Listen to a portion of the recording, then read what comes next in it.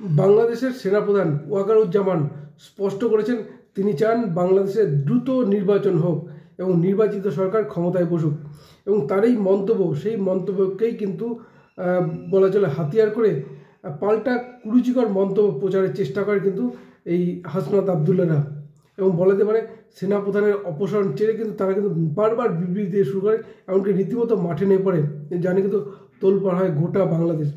এরপরে সেনার পক্ষ থেকে স্পষ্ট করে দেওয়া হয় তারা এরকম কোনো মন্তব্য করেনি এবং বলাতে পারে শেষমেশ পিছু হেঁটে সার্জিস আলমও কিন্তু স্পষ্ট করেন না এরকম কোনো মন্তব্য হয়নি। স্বাভাবিকভাবেই কী হলো বাংলাদেশ, কেন এরকম পরিস্থিতির সৃষ্টি হলো, সব কিছু আলোচনা করবো আজকের এই ভিডিওতে। নমস্কার, আমি সত্যজিৎ পাল। গত 5ই আগস্ট দেশ ছেড়েছেন প্রধানমন্ত্রী শেখ হাসিনা এবং তারপরেই ক্ষমতা দখল করেন মোহাম্মদ ইউনূস এবং ক্ষমতা দখল পরেই বলা যেতে পারে গোটা বাংলাদেশে কিন্তু আইন শৃঙ্খলার পরিস্থিতি রীতিমতো ভেঙে পড়েছে।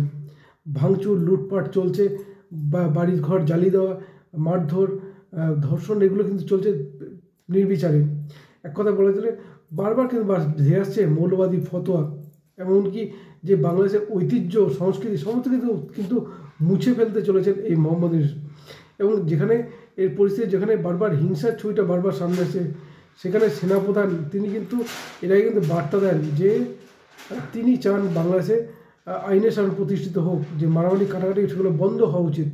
তিনি কিন্তু স্পষ্ট বার্তা দেন, তার সত্ত্বেও কিন্তু এইভাবে চলতে থাকে বলা যেতে পারে কথায় লিমিট ক্রস করেছে এবং এই যে দাদাগিরি, বিশেষ করে বৈষম্যবিরোধী ছাত্র আন্দোলনের নেতাদের যে দাদাগিরি, সেই দাদাগিরি রীতিমতো চোখ খুলে দিয়েছে সেনাপ্রধানের এবং যার পরে শুধু চোখ খোলেনি বলা যেতে পারে কিছুদিন আগে রীতিমতো পাকিস্তানের আইএসআইয়ের হাতে বন্দির মতো পরিস্থিতি হয়েছিল কিন্তু ওয়াকারুজ্জামানের এবং তারপরেই সেনাবাহিনী একটা বড় অংশের সঙ্গে তিনি বৈঠক করেন এবং দেখেন প্রায় 90% সেনা কিন্তু তার পক্ষে রেখেছেন।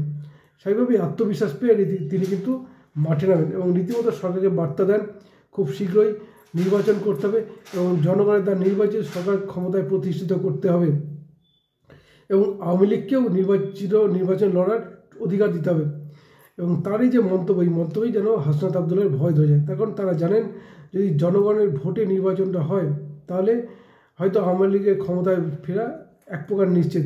সেইভাবে তারা চান না, তারা চান নিজে ক্ষমতায় বছরের পর বছর ধরে ক্ষমতা ভোগ করতে এবং কোনো মতে আইনের শাসন বাংলাদেশে প্রতিষ্ঠিত হোক এটা তারা কখনোই চান না। সেইভাবেই তারা কিন্তু সেনাপ্রধানের সমালোচনা শুরু করেন যে সেনাপ্রধান রীতিমতো অপসারণ চেয়েও তারা মাঠে নামেন এবং বলা যেতে পারে সেনাবাহিনীর যে রণংদেহী রূপ বাংলাদেশের বিভিন্ন শহরে, ঢাকা সহ বিভিন্ন শহরে যে পাল্টা যে মাঠ, অর্থাৎ যে বৈষম্যবিরোধী কোটাবিরোধী আন্দোলনকারীরা একদিন মস্তানি দাদাগিরি করতো, সেই মস্তানি দাদাগিরি রুখে দেওয়ার জন্য সেনাবাহিনীর যে পদক্ষেপ, সেই পদক্ষেপের ফলে শেষ পর্যন্ত পিছু হটলেন এই নেতারা, এনসিপির নেতারাই। সার্জিস আলম তিনি স্পষ্ট করেন যে এরকম কোনো কথাবার্তা হয়নি, সেনাপ্রধানকে অপসারণ বিষয়ে তারা কোনো মন্তব্য করেনি, তার এমনটাও চান না। অর্থাৎ বলা যেতে পারে কিছুটা নরম হয়েছেন।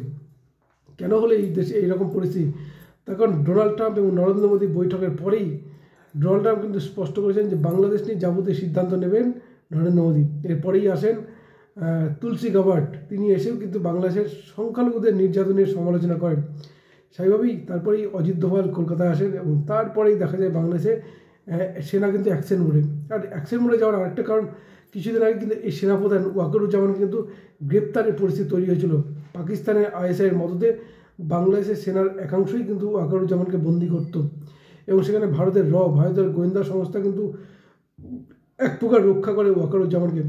স্বাভাবিক সেই কৃতজ্ঞতা বোধ থেকে যে বাংলাদেশের আইনের শাসন প্রতিষ্ঠা অত্যন্ত প্রয়োজন, যার ফলে তিনি কিন্তু সক্রিয় ওঠেন এবং সক্রিয় তার এই যে মন্তব্য এবং তারপর সেনার পদক্ষেপ, তা কিন্তু বহু মানুষ কিন্তু সেনার প্রশংসা ভরিয়ে দিচ্ছেন। শুধু বাংলাদেশে নয়, বিশ্বের বিভিন্ন দেশের বহু মানুষ সেনাবাহিনীর পদক্ষেপকে সাধুবাদ জানাচ্ছেন এবং কড়া পদক্ষেপের পাশাপাশি গতকাল দেখা গেল সেনাপ্রধান রীতিমতো যারা এই কোটাবিরোধী আন্দোলনে যারা ছিলেন, যারা আহত হয়েছিলেন, তাদের যে সম্মেলন এবং তাদের সাহায্য দেন, তাদের বিভিন্ন সহায়তা করেন এবং পাশে তিনি যে মন্তব্য করেন যে সেনা সবসময় তাদের পাশে থাকবে এবং তিনি এদিনও তিনি স্পষ্ট করেন যে তিনি চান বাংলাদেশে জনগণের দ্বারা নির্বাচিত সরকার হোক।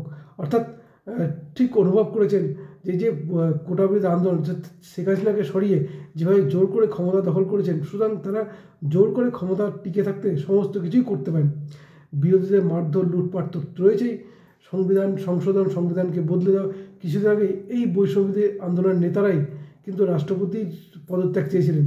সুতরাং বলা যেতে পারে যাদের পছন্দ না তাদেরকে তারা কোনো মতে টিকতে দেবে না নিজেরা ক্ষমতায় টিকে থাকার লোভে, যা কিন্তু স্পষ্ট হয়েছে বাংলাদেশের মানুষের জন্য। আর যার ফলে বাংলাদেশের বিভিন্ন স্তরের মানুষ কিন্তু ইতিমধ্যে মাঠে নেমে পড়েছে, এবং যার ফলে কিন্তু কোথাও যেন ভয়টা টের পাচ্ছেন এই হাসনাত আবদুল্লাহ, নাহিদ ইসলাম, সার্জিস আলমরা। কী বলবেন আপনারা? আপনাদের মতামত জানাতে পারেন আমাদের কমেন্ট বক্সে।